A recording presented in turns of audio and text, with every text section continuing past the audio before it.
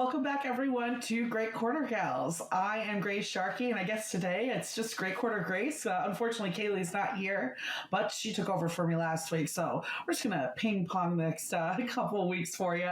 We'll be back together next week, though, for sure. So excited to be here with you all today.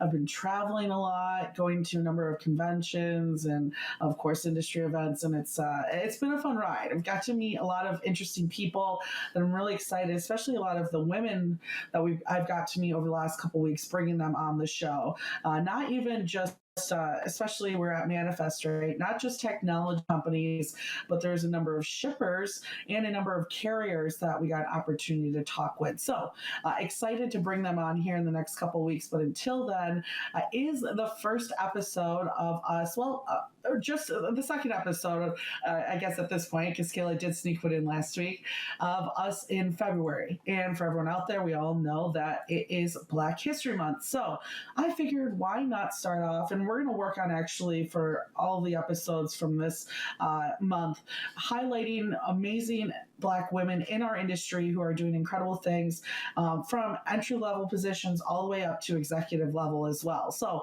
I've got 3 for you today that I figure we'd start off with, and then we'll get to our special guest, an actual insider here at FreightWaves as well, for you all to meet too.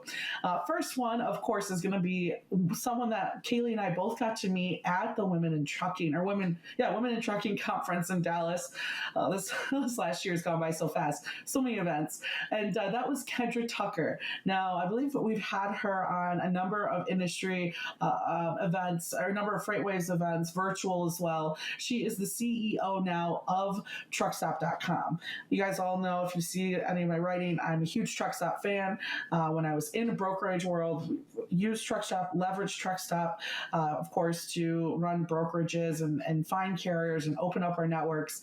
So happy to see that she took charge. Now, I'd really suggest everyone go and connect with Kendra on LinkedIn. Go check out her profile, because what's also interesting about Kendra is that she comes also from in the investment space, working with Vista in the past. And what's interesting, right, is that's even an area that we're looking to promote and bring more women of color into as well. And throughout this month too, and in the next following months as well, we're hoping to bring on more women of color, Latinx, and Asian women as well, to, of course, give them a platform to speak on. So Kendra is one in particular it's absolutely great. Hopefully we'll have her on the show soon. I believe we've had her over a year ago. If not, I think it was one of our in-person events. But she's really friendly, really nice, and of course very intelligent when it comes to this industry, but more so the technology and bringing this industry forward in the technology it's existing right now. So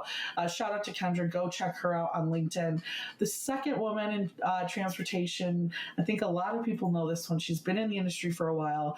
You have Ramona Hood. She's the president and CEO of FedEx Custom Critical. Now, I actually got a short conversation as she was leaving Manifest this past week, but she is very friendly and has won numerous awards in the past, especially at Women in Trucking. I believe the first Women in Trucking event I went to, she got their big grand award as well. So she's doing really amazing things, has worked her way up at FedEx as well. And I think that's a really interesting story to see. Go check her out on LinkedIn too. These are all people that you want to connect with. They're really great, of course, in the networking arena when it comes to supply chain management. So go see what she's done to, of course, work her way up at FedEx to the position that she's at today. And that is a huge area of FedEx as well that she's managing. So shout out to her. Last but definitely not least is a person I actually met through a number of different contacts in Instagram as well. And I figured I got to highlight her. She's hilarious on Instagram, but she's about getting the work done and really improving the sector for carriers as well. Her name is Kelsey Scott. Now, she's the founder of Legacy Trucking Consulting. Now, a really quick background story on Kelsey. She actually started her company when she was 36 weeks pregnant. 36 months pregnant. Can you imagine? Yikes. No. And so the fact that she was able to, of course, step aside from her work and focus not only on just building her company, but starting a family as well. It's a lot of the content that she actually creates. It's how she manages both her family, both growing the business with her husband, and of course making sure that carriers are compliant in all ways possible. And she makes really funny content. If we can show one of her reels real quick, it's pretty clever stuff. No ma'am. No ma'am. No ma'am. No ma'am. And that's like a very small portion. She does videos just like that, but she also gives out tips and tricks for everyone as well. So go check her out. We'll put up her Instagram name really quick. I believe it's Mrs. Scott is Scott is official, and that'll get you to her too. She's got some really great stuff, and I'd highly recommend if you're a newer carrier or you don't have your paperwork in order, that's basically what she preaches all day. So she was definitely there to help you and guide you through those situations. And like I said, it's just like Black History Month. So hopefully Kaylee and I can start to recognize even more women in this industry who are stepping up to the plate and not just, of course, leading our industry through huge initiatives like we see at Truck Stop and FedEx, but people like Kelsey as well, who's helping spread more equity into different communities, minority communities in particular, that we actually need to sustain this industry. Talking about Manifest, that was one of the biggest topics that we talked about.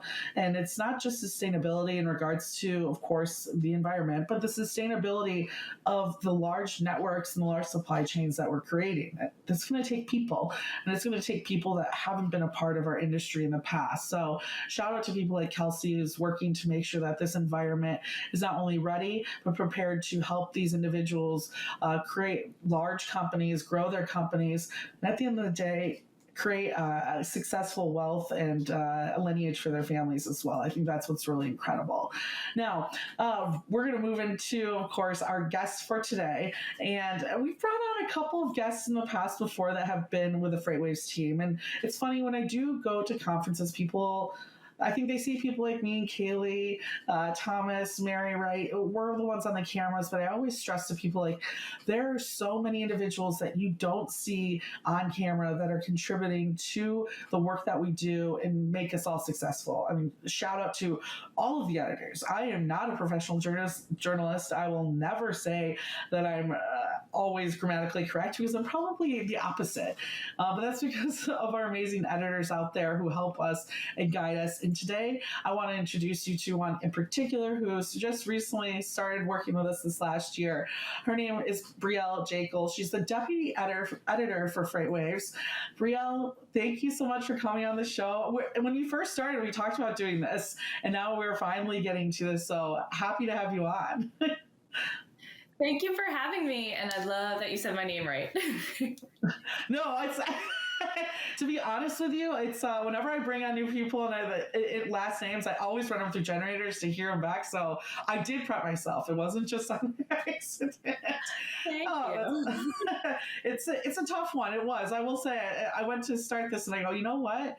I just know you from your first name. So it's funny you say that too. Now, Brielle, you're really interesting because you're someone that we've brought on who actually has a lot of industry experience, especially in the editing content side of things. Can you tell our audience a little bit about your career and what's got you to FreightWaves today? Well, I have a whole history. I'm like a jack of all trades, I guess, because I started in broadcasting for TV kind of broadcasting. And then my internship went to CNBC. So from there, I kind of kept in the business to business area because people saw CNBC and thought the finance channel. So I continued on with that. I ended up loving it and ended up in the supply chain of February 2020. So about 1 month before everything went crazy. So I really was thrown into it. And I covered, 3PLs, all that stuff at a magazine specifically for 2 years before I came here. But I've been in journalism since 2012, B2B specifically since, I think, for 7 years now it's been.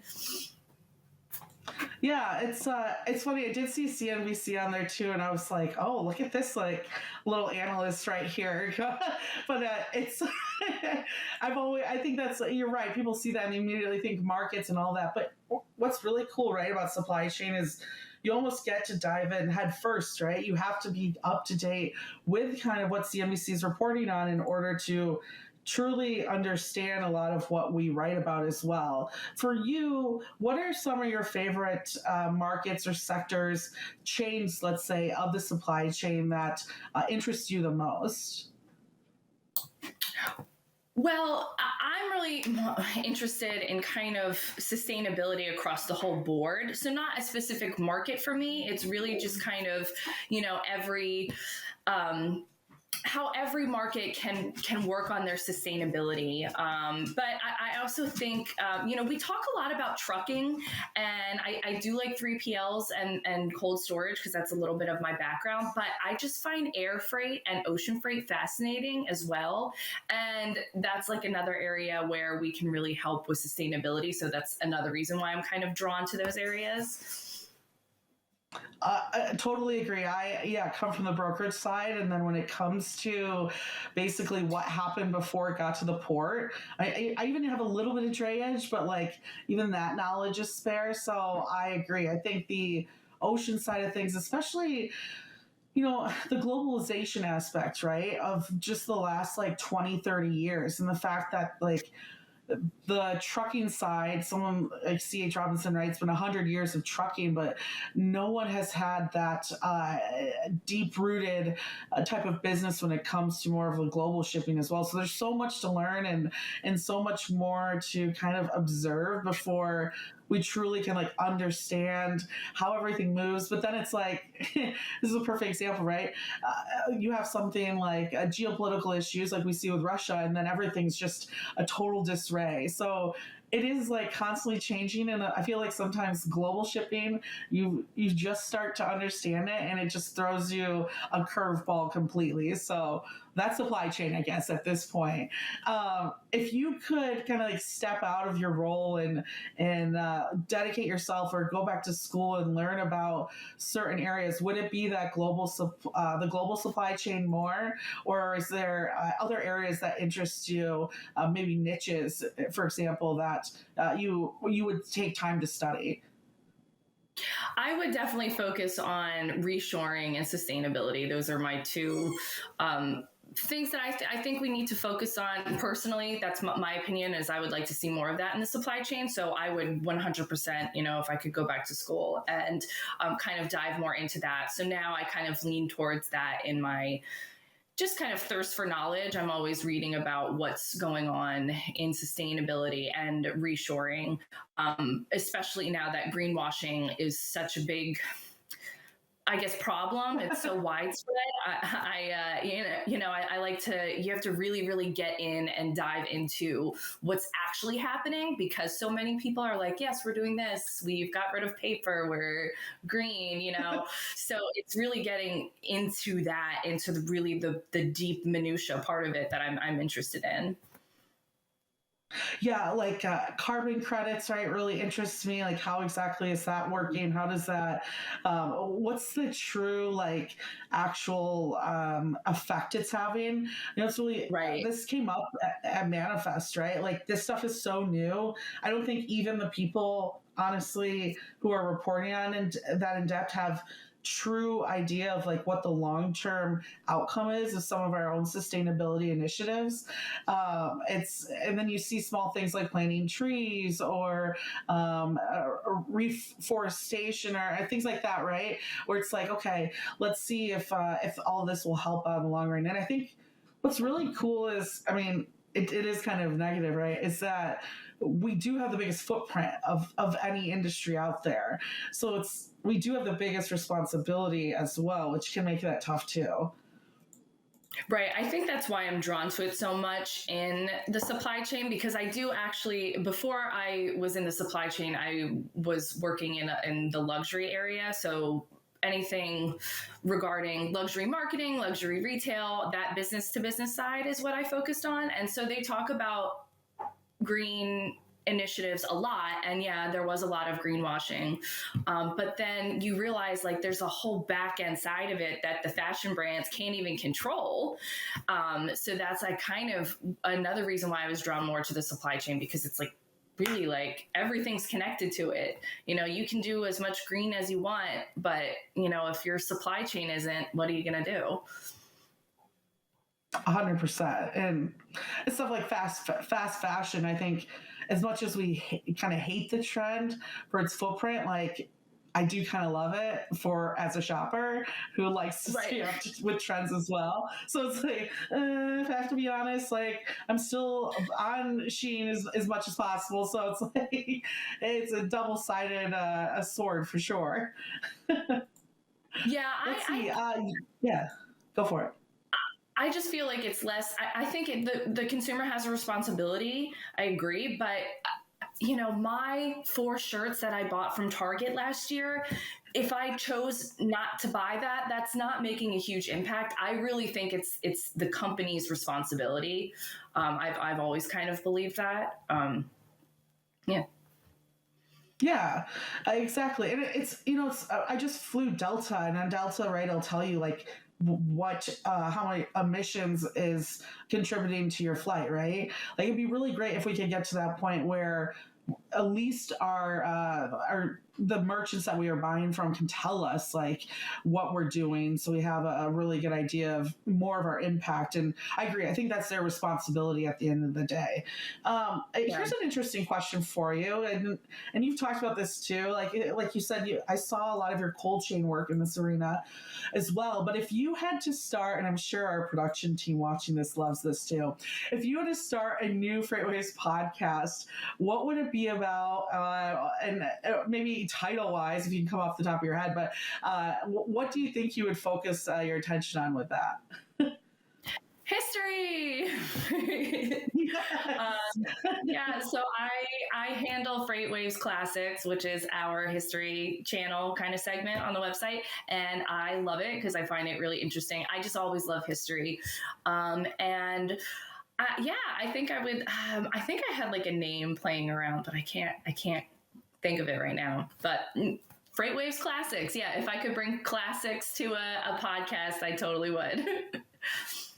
Well, hey, and if we can keep the female name titles going, it could be like FreightWaves Herstory or something like that. That would be cool. Write that down, Todd. Yeah. Focus on women in the supply chain of history. Let's do it. Right. No, and it's funny that you bring that up because those are some of my favorite articles, and I actually try to at least, if not twice a week, once a week on Fridays, I will review one of those classics on the radio, because I just think it's like a cool, fun way to like end the week, right? So like look back and see where history has got us. So that work is definitely not going unnoticed, that's for sure. A question just for you personally.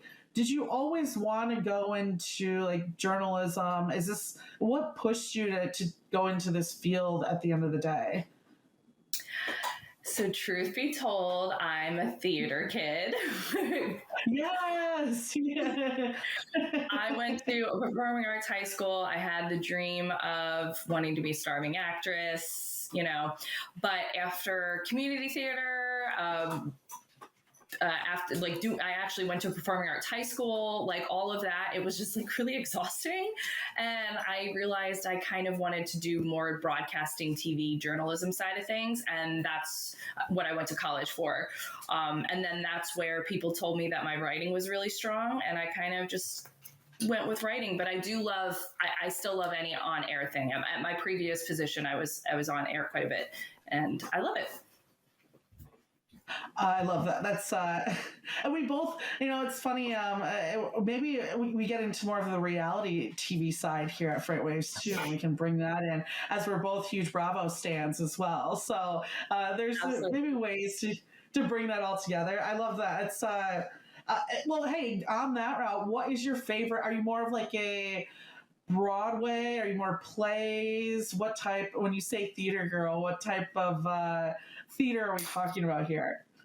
Well, I was an actor. I can kind of sing. I cannot dance, so that really screwed me out of musical theater roles. Like I was in a lot of musical theater, but I never got like main roles because I'm just not great at dancing. I'm super clumsy. I have no rhythm. But I used to love musicals. Now I've, I've steered more towards reality TV in my free time. Yeah, exactly right. See, the thing is I love musicals. I think I could be in one, but the audience would not like the pitchiness. So it's all in the head. It's how you just picture yourself in there, right? And in the shower, I'm the best singer that I've heard, so it works that way for me. I'm the best shower singer there is. Yeah. Yeah, like I can hit all those same notes as Beyonce when no one's listening, and that's how I'm viewing all of this. For you, clearly this is a women-driven podcast show, and for you, and clearly, especially with your time at CNBC as well, how do you think women, I guess, can open up more and start to consider logistics and other fields within logistics and start to join the community that we're in? What would you say to maybe a woman who maybe did go to theater school or came from a different type of industry? Why should they consider logistics for a long-term career? Well, first of all, I think everyone should look at logistics as a long-term career because it's something that we're always going to have. It may change shape, it may change form, it may become a whole different type of ball game in the next 10, 20 years, but it's still always going to be here. And we need that kind of stability. I mean, there's a lot of opportunities here, and I love to see that women in STEM is really becoming a thing. And I think any kind of, technology career, women should totally look into and bring that kind of different thinking into it. Any kind of leadership role, and even driving, I think are great career options for women. We can do anything, and there's a spot for everyone everywhere. I agree. And I think if you have even kind of a little bit of, interest in this area, you should totally look into it and just see what you can do because there's so many opportunities here. I love that, and it's so true. It starts at such a grassroots level, right? I'm currently have a meeting when I get back to Michigan to meet with a troop leader and hopefully start doing some Girl Scout work as well, and just showcasing, I really want to bring Ingrid up, right, and have them check out her truck But even like air cargo and like just even a data analyst, right? There's so many different ways that you could enter this industry. And then at the end of it, right, journalism, that's a huge one too. And it's interesting. I really like that you kind of showcase like the switch in your career, because even for myself, like I went to school to become a lawyer, and my friends that I went to school with now are like, what are you even doing with your life? like your life's insanely the opposite, but it works out. And you also contribute to like such a huge space that actually affects the end consumers. Right. And I think that's what's the most fun. So thank you for joining FreightWaves, and thank you, of course, for being a part of this. Where can people reach out to you if they want to learn more about you and your career as well? Well, you can follow me on Twitter at Jaekel Brielle, and then also follow my classics columns or stories on FreightWaves.com. You can hit Discover and then FreightWaves Classics, and you'll see all of my history stuff there. I actually have an interesting true crime article coming up soon, so that should be fun. Ooh, who doesn't like a nice little true crime drama? Love that. Well, thank you, Brielle. Thank you so much for coming on. I'll make sure I share that too on all of our links to this show so that you guys can check out those classics. And of course, for our audience, we'll have Kaylee back hopefully next week with us. And if you want some more content from me, there's a number of avenues you can head to. Of course, I'm on the radio, Sirius XM, every single day. The Road Dog Trucking Channel 146. 5 to 7 p.m. Eastern Standard Time. I'll be on tonight with Thomas Watson. I'm also family of FreightWaves, Blythe Brumley, as we talk about different marketing techniques and especially how to take steps after conferences to build your network as well. So go check that out. And if you have SiriusXM, you can also check out past episodes on demand too. Other than that, thank you everyone for checking us out. If you ever have someone or know a woman in transportation or logistics that would be incredible for the show, reach out to me, gsharkey@freightwaves.com, and let's link them up. Until then, appreciate everyone watching the show. Appreciate the great feedback that we've gotten. Really means a lot to us over the last year, and 2023 is going to be just as fun as exciting as well. Hopefully we'll have more people on the screen like Brielle, like myself, to bring that content to you. So again, get prepared to see some really cool people on over the next couple weeks. And of course, Kaylee and I will be back together again soon. Until then, everyone, enjoy your afternoons, and I'll talk to you later. 1, 2, 3.